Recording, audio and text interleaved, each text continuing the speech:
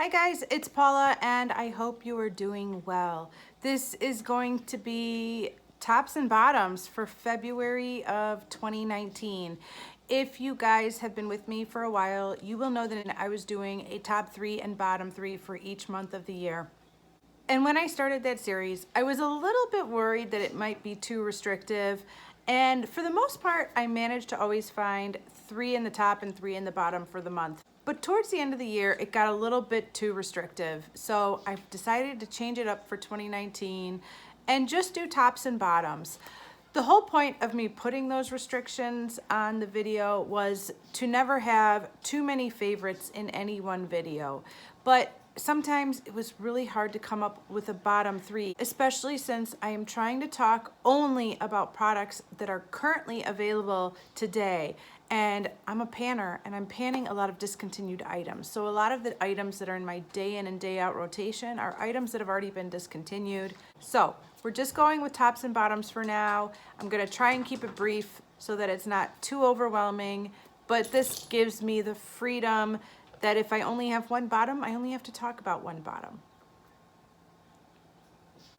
I also like bottoms. One product that I've been using for the month, it's in my A to Z project pan and it is a bottom, is this Lancome Visionaire Crescendo Peel, Nightly Peel? Progressive Night Peel. I received this from Influencer last year or the year before last for review purposes. And I only have one complaint about this product, and it is the scent. It is so strongly fragranced, and I just don't understand why products need to be that strongly fragranced. It just, I don't know, it's a little too much for me. As far as how it works, I think it works okay. It's a dual phase system, so you do phase 1 for 15 days every night, and then you do phase 2 every night for 15 days.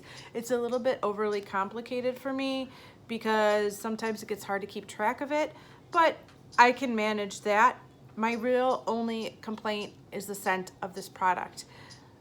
I also happen to have found a chemical peel that I am absolutely in love with. And I don't have it here because I haven't bought it yet. I received 3 samples to try out for free, and I want that product so bad now. It is sold at Sephora. It's by Dr. Dennis Gross. I'm gonna leave a picture of it right here so you can see what it looks like in the box. I can't remember exactly what it's called, but it was one of those products that every single time I used it, I noticed a difference. It didn't take time. It didn't require multiple uses. Like, I used it and I saw the difference. It just immediately made my skin look firmer, softer, just generally beautiful. And that product is definitely on my wish list for one of the next Sephora sales because it is very pricey, but I really want it. And if I'm going to invest in a chemical peel, that's going to be the one by Dr. Dennis Gross. So that's definitely a top for the month of February, even though I don't think I used it in February at all. Anyways, it's on my wish list. So once this is gone, it won't be repurchased because I found something better and because I find the smell to be too florally and too obnoxious. I have one more bottom for the month, and that is my Pond's Cold Cream. This is the original kind of old school cold cream, and it's a deep cleanser. Here's what it says on the packaging. Thoroughly deep cleans without drying your skin, leaving it looking and feeling touchably soft and radiantly clean, removes hidden dirt and makeup, even stubborn waterproof mascara, softens as it cleans so your skin feels smooth, never tight or dry. Smooth over face and throat, massaging gently to loosen dirt and makeup, tissue off or remove with a warm washcloth. Here's the thing. It is just too greasy for me. It does loosen up my waterproof mascara, and it's one of the reasons why I like an oil cleanser, but it's too hard to get this off then. This gets my makeup off, but then I can't get this off my face, and I don't like that feeling. There's no way in heck I'm ever gonna spread this all over my neck. No way. But even just on my face, I find it very difficult to get off, and I think there are other oil cleansers that do a better job of loosening up your makeup without getting like stuck to your face. Once you rinse them off, they go too. And so I'm working on this in my 2020 Vision Project pan. I have not made a ton of progress because I only use the very smallest amount at a time, and I really only target it on my eyes. The one plus about this is I could basically smear this on my eyeballs and it won't burn. It is very, very gentle. So I will give it credit for that, but I think there are other oil-based cleansers that I would prefer once this is gone. Okay, everything else is a top for the month. I have rediscovered one of my most basic loves. This is simple. Anybody can afford it. You probably already have it in your house somewhere, and it is Vaseline petroleum jelly. I have had several instances this winter where my eyes were irritated, and so because they were irritated, I was rubbing them. And the more I rubbed them, the more irritated they got. And the end result was that I had really crepey, wrinkled, dry looking skin, like right here on my eyelid. That's where it took the beating the most. And once it got that irritated, almost every eye cream I tried to use would make it burn, it would make it itch even more. It just became this revolving door that I couldn't get myself out of because I would try to put the eye cream on to heal it, but the eye cream would just irritate it more. And I decided at some point to use the eye cream on my under eyes, but just use this on my eyelids at night before I went to bed. And I am talking about the tiniest amount, like you can barely even, like, I squeeze it out like that. See that? See what I just did there? That much. That's what I use for my eyelids. And because I only put it right here, I'm not too worried about it like getting all over my pillowcases or anything like that. I don't sleep face down on my pillowcases anyways. And yes, this has been a lifesaver to kind of healing and protecting the top part of my eyelids while I am a little bit extra sensitive this winter. So cheap, so affordable, so effective. I've been really enjoying it. I decided a few months ago that I was disgusted with my short, stubby eyelashes, and I wanted to do something about it.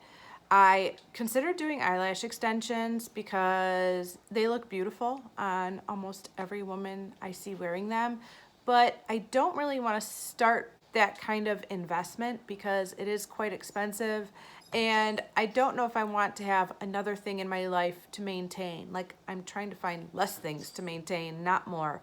So as an alternative, I decided to try a lash boost from Rodan and Fields. So I had a friend who had a Rodan and Fields representative that she hooked me up with, and I got the Rodan and Fields Enhancements Lash Boost. This is a serum that you apply to your upper lashes at night after you wash your face every night, similar to how you would apply a liquid eyeliner, but you can be a little bit sloppier about it. And you do that every night. And after doing this, I think I've been doing this since like the 3rd week or 4th week of December. So it's been a couple months now. I can say without a doubt that my lashes have grown. There is no doubt about it. Let me see, can you see them now?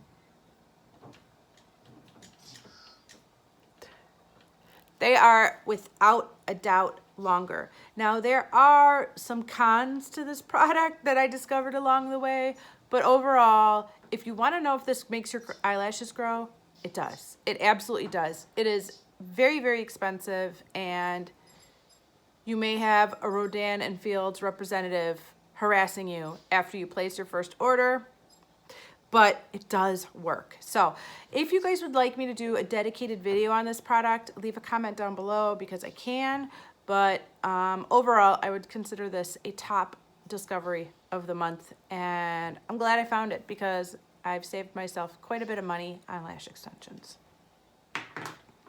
Alrighty, on to my makeup tops. First thing is a product that has been in my stash for a few years. I pulled it out for a project and I have fallen back in love with it. And now that it's almost gone, I'm really, really sad because I want to rebuy it, but I also want to use up what I have first. And that is my Maybelline Age Rewind in the shade Brightener. It is the pinky toned shade. This product is a little bit too bright for me when I'm tan. So this really is great for light, fair, light medium skin tones. Once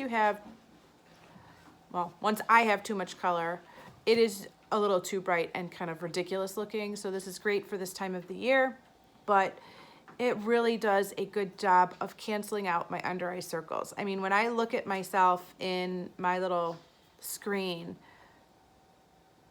they're almost gone, which is pretty amazing because generally, even if I can brighten them, they're not gone. So this product is kind of miraculous, and for it to be drugstore, easily accessible, and kind of just fun to use, I can't imagine my life without this product. And as you can see, it's almost gone. I'm kind of worried, kind of panicking about what I'm gonna do.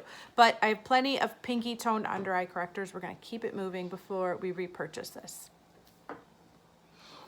My next top is a product that I did an entire dedicated review video on, and that is my Cover FX Shimmer Veil in the shade Celestial. I put it in my birthday era project pan, and I have fallen in love with this product. I secretly want every shade that they sell. I'm not going to say too much more about it because you can watch the whole video that I did about it, but it is beautiful and I love the way it looks on my eyelids, and I think it makes any eye look a little bit prettier because of it.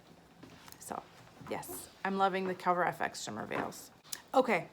There are two more products that I had to mention in this video that have just become instant favorites. And I've had both of them for a long time, but really hadn't used them much at all. And they are both Makeup Geek single eyeshadows. All right, they're both in my, well, one's in my Pan That palette and one is in my Experiment. And ironically, I'm not wearing either of them today. I should have planned this a little bit better, but yeah, I wear them all the time. This is Whimsical from Makeup Geek. There you go. It's an icy pink foiled eyeshadow, and this is Cherry Cola from Makeup Geek. I think I called it Coca-Cola in a video recently, but it is Cherry Cola, and it is the most gorgeous Cherry Cola eyeshadow ever. Yeah, it is a deep cranberry, a burgundy. It has a lot of pink in it. So I do tend to pair these two together quite a bit. Cherry Cola has been my go-to outer V and crease shade since the start of my Pan That palette on January 1st. I just keep coming back to it over and over again. I'm actually getting like the slightest little dip in the center right there. Can you see it? It's very exciting. My hands look horrible, but let me get you a swatch. Okay, so there's Cherry Cola right there. You can see that it is not like, it's pigmented, but it's not so pigmented that I can't work with it. And that's kind of my benchmark for a good eyeshadow. When a shadow is so pigmented that I can't blend it, that it sticks to where I place it, and I have to live with that, it's not my favorite eyeshadow. I like the kind of eyeshadow that I can place on my eyelids and then kind of soften, move around, blend it out, build it up, all those things. And Cherry Cola does that. It is gorgeous. You really can't apply too much of it because you can always put a lighter shade on top of it and they'll blend together perfectly. So it's just a beautiful kind of pinky, burgundy, cranberry eyeshadow. Okay, let's talk about Whimsical. This is a foiled eyeshadow, which means you could apply it wet, you could foil it with MAC Fix Plus, you could do whatever you want to do to make it pop, but quite frankly, when a shadow applies like that, just dry, using my finger, there's really no need to do anything extra to it. I love placing this on my inner corner and on the inner third of my eyelid. And I love that it is this cool toned pinky shade that just makes everything even brighter.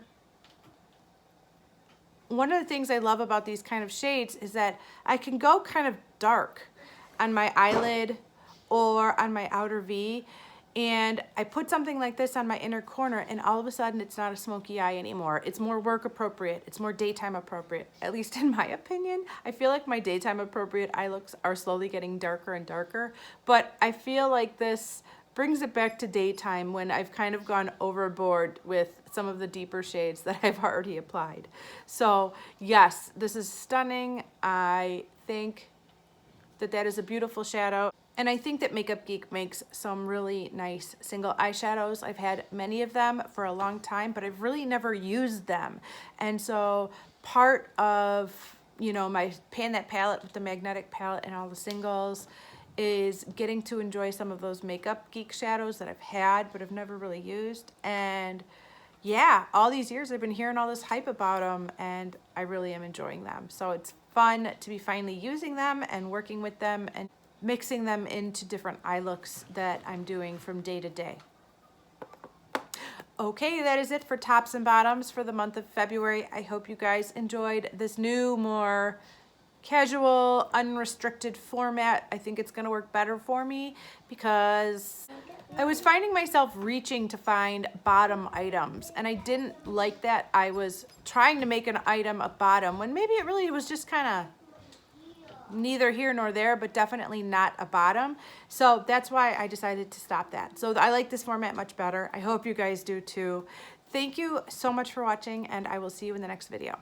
Bye.